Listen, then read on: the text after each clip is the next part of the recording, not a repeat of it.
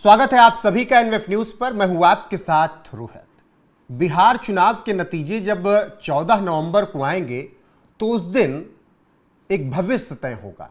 जो राजनीतिक विश्लेषक कह रहे हैं वो भविष्य होगा तेज प्रताप यादव का, जो महुआ से जेजेडी के प्रत्याशी हैं, जेजेडी के प्रमुख भी हैं। और ऐसे में अब पिछले कुछ वक्त में तेजस्वी और तेज प्रताप की पहली मुलाकात हुई। हालांकि फिर भी कम से कम 50 से 100 मीटर का डिस्टेंस रहा है, एयरपोर्ट पर हुआ। और इस मुलाकात के बाद तमाम चर्चे हो रहे हैं और तेजस्वी यादव मुस्कुरा रहे थे। तेज प्रताप यादव नम आंखों के साथ तेजस्वी को देख रहे थे। तो क्या तेज प्रताप यादव का भविष्य 14 तारीख को तय हो जाएगा कि वो आरजेडी में फिर से वापस जाएंगे या फिर जीत के साथ ही बिहार में एक नया इतिहास रचेंगे? और तेजस्वी यादव को कितना घाटा कर रहे हैं तेज प्रताप और उससे बीजेपी को कितना फायदा हो रहा है, ये बात करेंगे। मेरे साथ हैं नेता बीजेपी मृत्युंजय शर्मा जी। बहुत बहुत स्वागत है सर आपका एनवेफ न्यूज पर। धन्यवाद सर, आपने वो वीडियो देखी थी एयरपोर्ट पर जब दोनों भाई एक साथ आ गए, क्या आपको नजर आया उस वीडियो को देखने के बाद? अगर आप उस वीडियो को थोड़ा डिकोड करें तो क्या कहेंगे? रोहित जी, मुझे लगता है जो बिहार की संस्कृति है उसमें कम से कम ये एक जो सम्मान की बात होती है और रिस्पेक्ट की बात होती है, वो एक तरह से इतना ऑब्वियस होता है, जिसमें शायद हमारे घरों में भी गोतिया बोलते हैं, गोतिया में लड़ाई होती है, चाचाओं में लड़ाई होती है, लेकिन जो बच्चे होते हैं वो कभी भी जाके वो सामने दिख जाए तो जाके पांव जरूर छू लेते हैं। तो मुझे लगता है कि वो जो बेसिक कर्टसी है उसकी थोड़ी सी मुझे कमी दिखी। अगर तेज प्रताप और तेजस्वी वहां दिखे, तेज प्रताप थोड़ा आगे भी बढ़ते हैं, मैंने देखा समदीश फिर जाके उनसे मिले भी, जो उनके एक रिपोर्टर जो इंटरव्यू कर रहे थे, लेकिन तेजस्वी एक कदम भी आगे नहीं बढ़ाते हैं, वो वहीं से खड़े होकर देखते रह जाते हैं। मुझे लगता है कि कम से कम एक सूचिता के बहाने, इनफैक्ट पब्लिक अपीयरेंस के लिए, पॉलिटिक्स में तो उसका फायदा मिलता है, उसके लिए कम से कम आगे बढ़ के अपने बड़े भाई के पांव जरूर छू लेने चाहिए थे, आशीर्वाद जरूर ले लेना चाहिए था। उससे मुझे लगता है ये कम से कम दिख रहा है कि दूरी बहुत ज्यादा बढ़ गई है। वो आपस में बहुत ज्यादा वो अब सामान्य दूरी नहीं रही, वो एक तरह से बंटवारे के कगार पे आ गई है। बिल्कुल। और तेज प्रताप यादव को देखने के बाद भावुकता नजर आई। उनकी आंखें, भले आंसू नहीं छलके, लेकिन लग रहा था कि वो बहुत अकेले अपने आप को असहज महसूस कर रहे हैं। मैंने एक चीज देखी रोहित जी, मैं तेज प्रताप का बहुत बड़ा प्रशंसक नहीं रहा हूं, टू बी ऑनेस्ट। मैंने बहुत क्रिटिसाइज किया है उनकी राजनीति को, उनके उनके अपीयरेंसेस को, वो जिस प्रकार से बोलते रहे हैं। लेकिन एक मैंने बहुत मेजर चेंज देखा है उस व्यक्ति में, जब से ये घटना हुई जिसमें उन्हें पार्टी और परिवार से निकाला गया। समहाउ वो इवेंट उनके लिए पॉजिटिव बन के आया है। अभी कल मैं उनका एक भाषण देख रहा था, वो महुआ में शायद दे रहे थे, और वो भाषण लग रहा था कोई एक परिपक्व नेता दे रहा है। मैं विपक्ष में हूं उनके, लेकिन फिर भी मैं अप्रिशिएट करना चाहूंगा कि उस इवेंट के कारण शायद जो एक परिपक्वता आनी चाहिए एक नेता में, जो एक जुड़ाव आना चाहिए क्षेत्र के लोगों से, वो जुड़ाव आता दिख रहा है। आज के दिन में अगर आप मुझे सीरियसली कंपेयर करने को बोले कि तेज प्रताप और तेजस्वी यादव में सिर्फ भाषण के लिए कौन बेहतर भाषण देता है, तो मैं एकदम तेज प्रताप को चुनूंगा। तो वो ग्रोथ जो दिख रहा है उनमें, उसके लिए मुझे लगता है बहुत बड़ा झटका लगा है उन्हें। वो इमोशंस दिखते हैं। कई सारे इंटरव्यू में उन्होंने कहा है माँ बाप से दूर हैं, भाई से दूर हैं, पूरे परिवार से दूर हैं। माँ बहन चाहती हैं कि उनको सपोर्ट करे, साथ रहे, लेकिन एक प्रकार से प्रतिबद्धता अपनी पार्टी की तो सपोर्ट नहीं कर पा रहे हैं।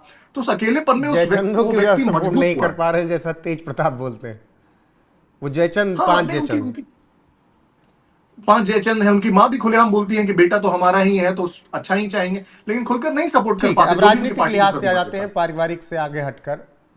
तेज प्रताप यादव बीजेपी को फायदा करवा रहे हैं क्या? जो आप लोग थोड़ा सॉफ्ट हैं, केवल पूरी अगर बिहार की लॉबी देखें बीजेपी के, तो रोहित जी, मैंने अप्रिशिएट किया, लेकिन अभी भी मैं कितना राजनीतिक प्रभाव होगा उनका उस पर मुझे बहुत ज्यादा डाउट है। क्योंकि उन्होंने अभी अभी एक पार्टी बनाई है, कोई स्ट्रक्चर नहीं है, कोई संगठन नहीं है, उनके साथ कोई ऐसे बड़े नेता आरजेडी के नहीं आए हो, अकेले हैं करीब करीब। तो मुझे नहीं लगता कि राजनीतिक रूप से बहुत ज्यादा प्रभाव इस चुनाव में पड़ने वाला है उनकी पार्टी का। उनका जो भी प्रभाव हो सकता है वो जिस सीट से चुनाव लड़ रहे हैं महुआ से, वहां तक प्रभाव सीमित रहेगा, मेरी जो समझ है।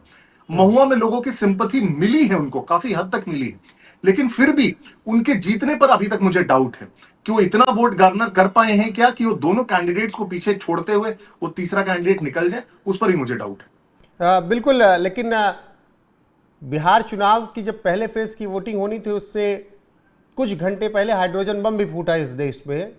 तो आपको लगता है कि तेजस्वी तो नहीं चाहते रहे होंगे कि ऐसा कुछ हो कि सब कुछ डाइवर्ट हो जाए? लगता है कि क्या गठबंधन में सब कुछ अभी भी ठीक नहीं है, इंडिया ब्लॉक वाले में?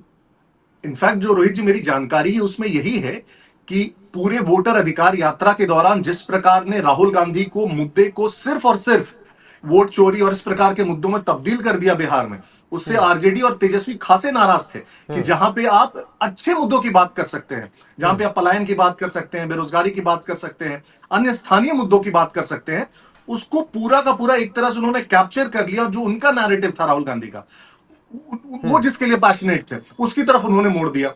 अब इसका परिणाम देखिए कि राजद पूरे कैंपेन के दौरान कम से कम कुछ दिनों पहले तक सिर्फ और सिर्फ और साथ में जो छोटी पार्टियां एक ही बात करती रही, वोट चोरी। परिणाम क्या हुआ? जो आम लोग हैं, ग्राउंड पे लोग हैं, उसमें कोई भी आपको ऐसा नहीं दिखेगा जो इस वाले मुद्दे से प्रभावित हुआ है।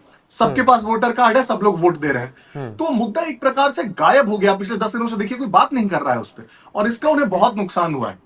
राहुल गांधी का लेकिन एक ऑब्सेशन होता है हमेशा रोहित जी, हम लोग देखते हैं पिछले 10 वर्षों से, उन्हें एक ऑब्सेशन हो जाता है किसी एक मुद्दे से, और फिर कुछ भी हो जाए, कोई और कुछ कहे, उनकी पार्टी कुछ कहे, वो उस चीज को रटते रहेंगे। आपको याद होगा रफाल के समय यही हुआ था। आपको याद होगा एक फ्रेज वो दिए थे, सूट बूट की सरकार, उसके समय यही हुआ था। तो हर बार वो एक प्रकार का शिगुफा छोड़ते हैं। आजकल ब्राजीलियन मॉडल की रट लगा रहे हैं। रोहित जी, हमने जब उन्होंने पहला वो प्रेस कॉन्फ्रेंस किया था बैंगलोर वाली सीट को लेके, हम लोगों ने चर्चा भी की थी। जितने जितने नाम उन्होंने लिए, जितने नाम, 7-8 नाम इन लोगों ने लिए। बिहार में आके जिन 2 लोगों को खड़ा किया, वो एक सुबोध को जो उन्होंने कार पे चढ़ा के बुलवाया कि मेरा वोटर कट गया है, वोटर लिस्ट, जो एक और महिला को उन्होंने खड़ा कराया कि मेरे परिवार का कट गया, सब के सब बाद में फर्जी निकले, सब के सब। रोहित, वही तो दिक्कत है कि देश वालों को ढूंढ रहे थे महाराष्ट्र में, बिहार में, बंगलौर में, तो आप लोग उनको खोज ला के सामने खड़ा कर दे रहे थे। इसीलिए तो अब की विदेश से खोजा गया, उसको भी आप लोग खोज ले भाई। रोहित जी, सबसे हास्यास्पद क्या, आप देखिए, सबसे पहले जब बिहार में चुनाव घोषित हो गए और सीट बंटवारा होना था, तो ये व्यक्ति कहां थे? जो महागठबंधन के एक बड़े पार्टी का सर्वोच्च नेता है, देश की दूसरी सबसे बड़ी पार्टी है, नेता प्रतिपक्ष है, वो व्यक्ति जब सीटों का बंटवारा होना था तो व्यक्ति 15 दिनों तक विदेश में है। उसका परिणाम क्या हुआ? सीटों का बंटवारा तक ये लोग नहीं कर पाए। सीट बंटवारा कब इन्होंने डिक्लेयर किया? जब नॉमिनेशन सब फाइनल हो गए, वापस लेने की भी तारीख फाइनल हो गई, उसके बाद ये लोग डिक्लेयर कर रहे हैं। अब जब बिहार में सबसे ज्यादा इनकी जरूरत होगी इनकी पार्टी को कैंपेन करने के लिए, तो ये बिहार एक दिन भी नहीं आ रहे। आपने पूरे कैंपेन में एक दिन भी राहुल गांधी आए क्या? तो सोचिए, जिस व्यक्ति की प्रायोरिटीज, इतनी सिंपल प्रायोरिटीज क्लियर नहीं हो कि मेरी पार्टी चुनाव लड़ रही है, मैं आके चुनावी सभाएं करूं, कार्यकर्ताओं से मिलूं, बैठकें लूं, सीट शेयरिंग फाइनल करूं, वो व्यक्ति एक ऑब्सेशन उसको मिल गया है, पता नहीं उसी पे वो पड़ गया। अब उसको कोई मतलब नहीं दुनिया में क्या हो रहा है। आपसे तेज प्रताप से हमने शुरू किया, तेज प्रताप पे अंत करते हैं कि क्या तेज प्रताप यादव का 14 नवंबर को भविष्य तय हो जाएगा? अगर जीतते हैं तो वाहवाही है, नहीं जीते तो आरजेडी में लौटना मजबूरी हो जाएगी? रोहित जी, उन्होंने तो कसम खाई है ऑन रिकॉर्ड कि वो किसी भी हाल में आरजेडी में वापस नहीं आएंगे। और दूसरा, मुझे जो लगता है, तेजस्वी नहीं चाहेंगे कि वो वापस आए। वो क्लियर रिफ्ट है, उन्हें दिखता है कि अगर वो वापस आएंगे तो एक प्रकार से सत्ता में भागीदारी मांगेंगे हमेशा, और हमेशा उनके लिए एक थ्रेट के तौर पर होंगे। तो मुझे लगता है वो बहुत नजदीक फ्यूचर में वापसी तो नहीं दिख रही मुझे बस एक सरप्राइज करने वाला एलिमेंट अगर वो हो गया तो मुझे लगता है कि एक बहुत बड़ा एक बहुत बड़ा भविष्य में पलट होगी। अगर तेज प्रताप महुआ से चुनाव जीत जाते हैं किसी प्रकार से, और दूसरी तरफ अगर तेजस्वी राघोपुर से चुनाव हार जाते हैं, जो बहुत प्रोबेबल है, राघोपुर की सीट अभी बहुत इंटरेस्टिंग हो गई, अगर ये दोनों घटनाएं एक साथ हो गई तो मैं कह सकता हूं फिर आरजेडी टूट जाएगी। क्योंकि फिर ये एस्टैब्लिश हो जाएगा कि आपने जिसको बाहर किया वो अपने दम पर आरजेडी टूट जाएगी, या फिर व्यक्ति असली आरजेडी आ जाएगी तेज के बाद? क्योंकि हमने तो यही देखा है, जो टूटी वो असली कहां गई, जिसने तोड़ा, चाहे वो शिंदे हो, चाहे शरद पवार हो, या फिर हरियाणा में बात कर लें, तो आरजेडी के सर्वा भी बन सकते हैं क्या तेज प्रताप अगर जीत गए तो? मैं वही कह रहा हूं रोहित जी, ये एस्टैब्लिश कर देगा ना एक नेता के तौर पर।